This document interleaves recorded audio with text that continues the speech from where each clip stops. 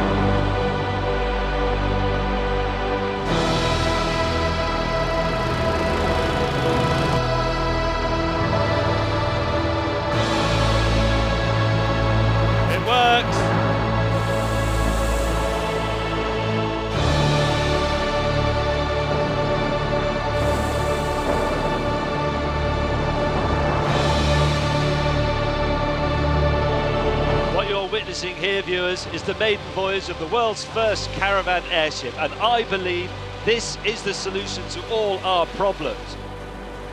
There are only two ways to go caravanning. You can have your 2-litre diesel, tow your caravan, obscure the view of all the people you're annoying, or you can bring it up here.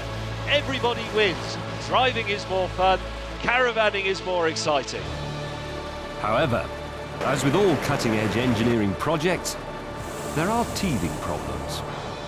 Normally, you drive along with your caravan and your car, and when you get to your caravan site, you have a car to use. Now, I don't, of course, so I need somebody to take the car to the caravan site for me.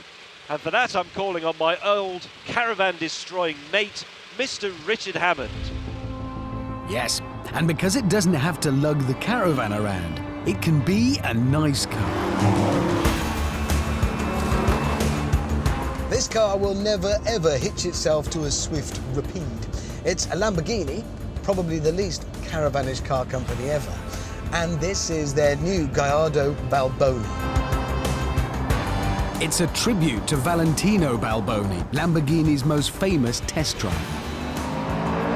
Now, although he wore a cardigan to work, he was a mentalist, and as a tribute to his mentalness, this particular Gallardo is the most mental Lambo there's been for a while.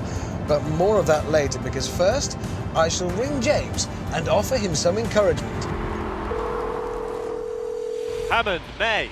Hello! That thing is going to crash and burn and explode, and you'll be scattered in a million pieces across the English countryside. Oh, don't be so defeatist. Anyway, listen, I've got an address for you. It's Hunter's Moon Caravan Club, which is just outside Wareham in Dorset. I've made the booking, they're expecting an airship, and I'll take you for lunch by the river. Right, see you in a bit.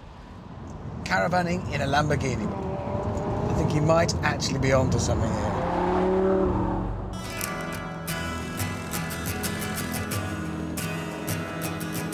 Well, let me tell you a bit about the Caravan airship. It's 125 feet long, 110,000 cubic feet of hot air holding it up.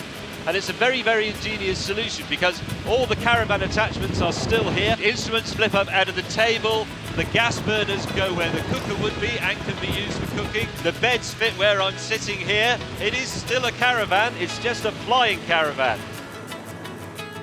You float in the infinite blue. It's superb. Meanwhile, on the ground, this was turning into the best drive to a caravan site ever. According to Top Gear research, 37% of caravanners enjoy wife swapping. Well, think what's going to happen when the keys to this baby come out of the pot. Oh, yeah. Now, as I was saying, because this is a tribute to their looniest test driver, Lambo have ditched the usual four-wheel drive for a Gallardo and gone back to the old hairy-chested rear-wheel drive. That makes it 120 kilograms lighter. Ordinary steel brakes instead of carbon ceramic fancy ones. It's Lamborghini's punk album. Oh, hello. You're alive! How are you? I'm very well. How's it going? Pretty good. Slight issue on the horizon, though. What? It's not the fastest aircraft in the world. How not quick is it? Well, top speed's about 17. 70 miles an hour is not bad. In a straight line. No, you mate, no. 17 miles an hour. The thing is, the basicness just makes it better to drive. The steering feels so much quicker because there's no four-wheel drive in the way. And this gear change, the manual box, it just feels... It's like shaking hands with an old friend. The only thing that isn't basic is price. Because weirdly, this stripped-out, strictly functional Gallardo costs £163,000, which is 18 grand dearer than the ordinary four-wheel drive one. So maybe less really is more. The Balboni propelled me towards our campsite in Kent. And then James rang again. Hello? Hello? Are you ringing from the grave? No, not at all. It's going marvellously up here, mate. You'd love it. There is one slight hitch, though. All right, what's up now? The performance is slightly marginal. If I get a headwind of more than 13 knots, I start to go backwards, really. What, you can't go into a wind more than 13 knots? No. What's the wind speed now? Well, it was 12. So what you're telling me is you've just been blown around Britain? It takes too long to get down to Kent, so I'm going to turn around and go the other way, up to Suffolk. Right. Anyway, listen, I've got an address for you. Why didn't you just ring up and book us into every caravan site in Britain before we left? Stop nitpicking, will you? What a Norbert. If this airship caravanning scheme of his catches on, what we'll have is the skies full of airships crashing into each other whenever the wind gets up, and then the roads full of cars crashing into each other because they have to keep turning round. Okay, campsite number 3. Okay, that's a really, really big tower over there. That's clearly just a danger to caravanners, isn't it? I mean, look at it. Must remember to tell James about that. As it turned out, at that moment, James had more than a tower to worry about. Mayday, mayday, mayday. Norwich Golf, Papa Golf, I am about to enter your airspace.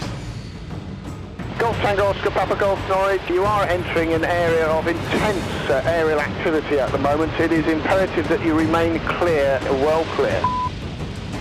Norwich Golf, Papa Golf, sorry, cannot comply, have no control over airship owing to wind conditions. Tango Oscar Papa Golf, remain well clear.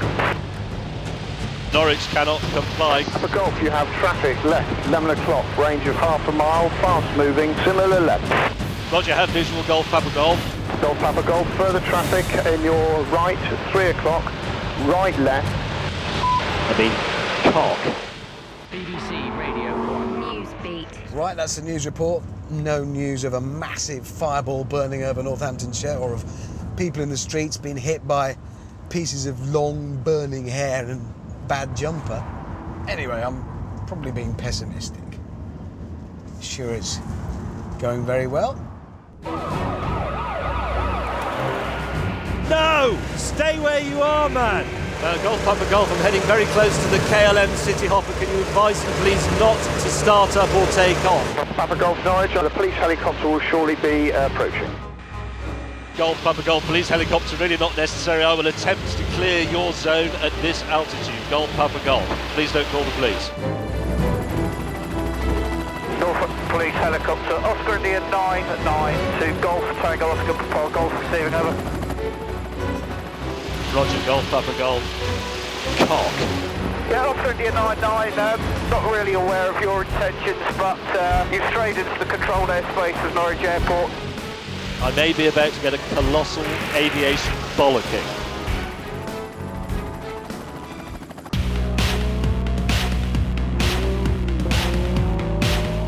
Suffolk, popular holiday destination. Just a few miles away now. James will have landed, set the van up, organised our little home from home, probably got the kettle on. With the wrath of the sky cops still ringing in my ears, finally I reached a caravan site. I didn't know if it was the one I'd booked into, but it'd do. Here we go for a landing you won't even notice. This is a lovely approach over the trees. Just a matter of arresting descent with little bursts of gas. What I'm actually doing here is helping to realise a dream that was held by many great men. People who envisaged the elegance and the majesty of lighter-than-air flight. Count Zeppelin, Neville Shute, Barnes Wallis, this is for them. There's a bit of drift, drifting. Oh God. Cocking Nora, this is difficult. Gas, gas. It's going down! No! Keep it upright. I may be going sideways slightly. Mayday! No! Oh, bloody hell, stop! Stop!